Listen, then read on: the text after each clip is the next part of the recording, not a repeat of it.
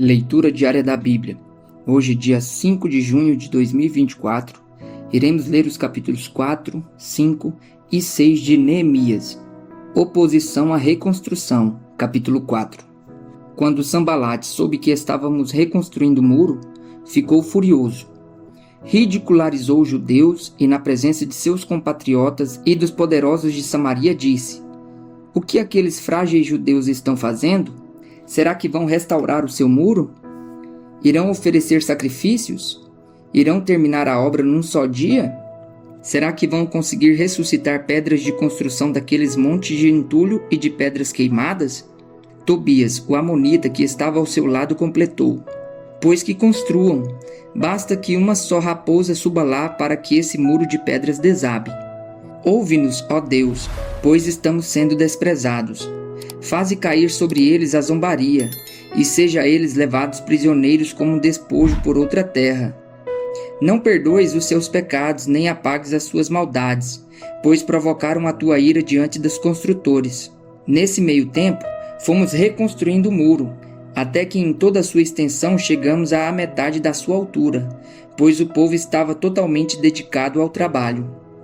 Quando, porém, Sanbalate, Tobias, os árabes, os amonitas e os homens de Asdod souberam que os reparos nos muros de Jerusalém tinham avançado e que as brechas estavam sendo fechadas, ficaram furiosos.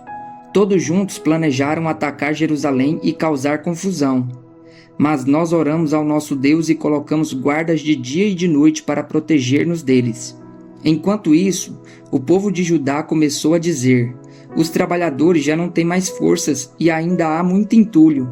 Por nós mesmos não conseguiremos reconstruir o muro." E os nossos inimigos diziam: "Antes que descubram qualquer coisa ou nos vejam, estaremos bem ali no meio deles. Vamos matá-los e acabar com o trabalho deles." Os judeus que moravam perto deles 10 vezes nos preveniram: "Para onde quer que vocês se virarem, saibam que seremos atacados de todos os lados." Por isso, posicionei alguns dos povos atrás dos pontos mais baixos do muro, nos lugares abertos, divididos por famílias, armados de espadas, lanças e arcos. Fiz uma rápida inspeção e imediatamente disse aos nobres, aos oficiais e ao restante do povo: "Não tenham medo deles. Lembrem-se de que o Senhor é grande e temível, e lutem por seus irmãos, por seus filhos e por suas filhas, por suas mulheres e por suas casas." Quando os nossos inimigos descobriram que sabíamos de tudo e que Deus tinha frustrado a sua trama, todos nós voltamos para o muro, cada um para o seu trabalho. Daquele dia em diante, enquanto a metade dos meus homens fazia o trabalho, a outra metade permanecia armada de lanças, escudos, arcos e couraças. Os oficiais davam apoio a todo o povo de Judá que estavam construindo o muro. Aqueles que transportavam material faziam o trabalho com uma das mãos e com a outra seguravam uma arma. E cada um dos construtores trazia na cintura uma espada enquanto trabalhava. E comigo ficava um homem pronto para tocar a trombeta. Então eu disse aos nobres, aos oficiais e ao restante do povo: "A obra é grande e extensa, e estamos separados, distantes uns dos outros, ao longo do muro. Do lugar de onde ouviram o som da trombeta, juntem-se a nós ali. Nosso Deus lutará por nós." Dessa maneira, prosseguimos o trabalho com a metade dos homens empunhando espadas desde o raiar da alvorada até o cair da tarde. Naquela ocasião, eu também disse ao povo: "Cada um de vocês e o seu ajudante devem ficar à noite em Jerusalém, para que possam servir de guarda à noite e trabalhar durante o dia. Eu, os meus irmãos, os meus homens de confiança e os guardas que estavam comigo nem tirávamos a roupa, e cada um permanecia de arma na mão." A solução das injustiças sociais, capítulo 5. Ora, o povo, homens e mulheres, começou a reclamar muito de seus irmãos judeus. Alguns diziam: "Nós, nossos filhos e nossas filhas somos numerosos, precisamos de trigo para comer e continuar vivos." Outros diziam: "Tivemos que penhorar nossas terras, nossas vinhas e nossas casas para conseguir trigo para matar a fome." E havia ainda outros que diziam: "Tivemos que tomar dinheiro emprestado para pagar o imposto cobrado sobre as nossas terras e as nossas vinhas."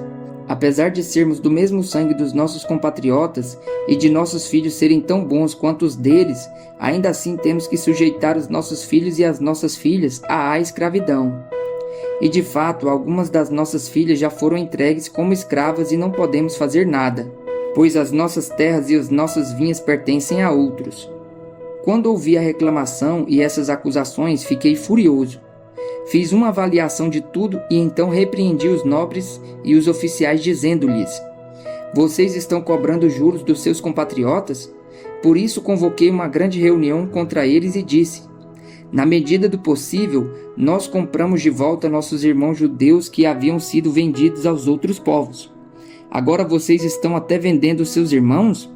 Assim eles terão que ser vendidos a nós de novo. Eles ficaram em silêncio, pois não tinham resposta. Por isso prossegui: o que vocês estão fazendo não está certo. Vocês devem andar no temor do nosso Deus para evitar a zombaria dos outros povos, os nossos inimigos. Eu, os meus irmãos e os meus homens de confiança também estamos emprestando dinheiro e trigo ao povo, mas vamos acabar com a cobrança de juros. Devolvam-lhes imediatamente suas terras, suas vinhas, suas oliveiras e suas casas, e também os juros que cobraram deles, a 100ª parte do dinheiro, do trigo, do vinho e do azeite. E eles responderam: nós devolveremos tudo que você citou, e não exigiremos mais nada deles. Vamos fazer o que você está pedindo. Então convoquei os sacerdotes e os fiz declarar sob juramento que cumpririam a promessa feita. Também sacudi a dobra do meu manto e disse: Deus assim sacuda de sua casa e de seus bens todo aquele que não mantiver a sua promessa. Tal homem seja sacudido e esvaziado. Toda a assembleia disse: Amém, e louvou o Senhor, e o povo cumpriu o que prometeu. O exemplo de Neemias. Além disso, desde o 20º ano do rei Artaxerxes, quando fui nomeado governador deles na terra de Judá, até o 32º ano de seu reinado, durante 12 anos, nem eu nem meus irmãos comemos a comida destinada ao governador. Mas os governadores anteriores, aqueles que me precederam, puseram um peso sobre o povo e tomavam dele 480 gramas de prata, além de comida e vinho. Até os seus auxiliares oprimiam o povo, mas, por temer a Deus, não agi dessa maneira. Ao contrário, eu mesmo me dediquei ao trabalho neste muro. Todos os meus homens de confiança foram reunidos ali para o trabalho e não compramos nenhum pedaço de terra. Além do mais, 150 homens entre judeus do povo e seus oficiais comiam à minha mesa, como também pessoas das nações vizinhas que vinham visitar-nos. Todos os dias eram preparados à minha custa um boi, 6 das melhores ovelhas e aves, e a cada 10 dias eu recebia uma grande remessa de vinhos de todo tipo. Apesar de tudo isso, jamais exigia comida destinada ao governador, pois eram demasiadas as exigências que pesavam sobre o povo. Lembra-te de mim, ó meu Deus, levando em conta tudo o que fiz por este povo. A tentativa de intimidação. Capítulo 6.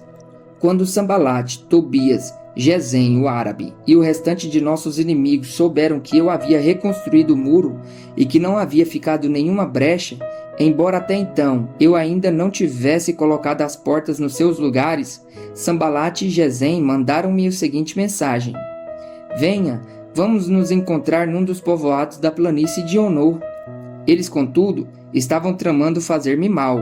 Por isso, enviei-lhes mensageiros com esta resposta: Estou executando um grande projeto e não posso descer. Por que parar a obra para ir encontrar-me com vocês? Eles me mandaram 4 vezes a mesma mensagem, e todas as vezes lhes dei a mesma resposta. Então, na 5ª vez, Sambalate mandou-me um de seus homens de confiança com a mesma mensagem. Ele tinha na mão uma carta aberta em que estava escrito: Dizem entre as nações, e Gesem diz que é verdade, que você e os judeus estão tramando uma revolta e que por isso estão reconstruindo o muro. Além disso, conforme dizem, você está na iminência de se tornar o rei deles, e até nomeou profetas para fazerem em Jerusalém a seguinte proclamação ao seu respeito: Há um rei em Judá. Ora, essa informação será levada ao rei, por isso vamos conversar.